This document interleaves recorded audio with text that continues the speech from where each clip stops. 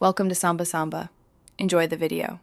You start in Settings, open it now and go straight to Privacy and Security so you don't waste time. Once their tap location services at the top, this is the central control for GPS. Make sure your iPhone is unlocked and you can enter your passcode if asked, otherwise changes won't save. This first step locates the system's switch that controls all app-level GPS access, and it's where you will make the initial, decisive change to stop location sharing. Once in Location Services, you can turn the master switch off to stop all apps from using GPS.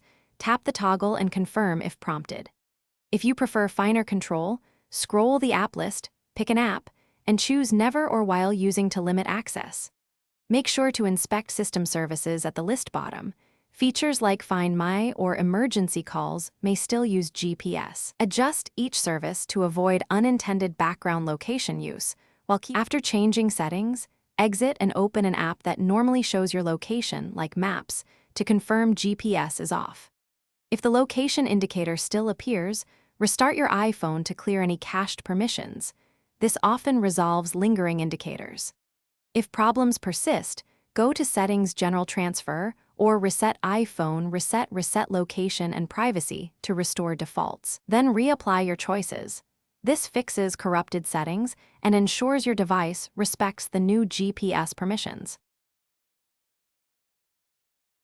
Thanks for watching. Consider subscribing if we helped you.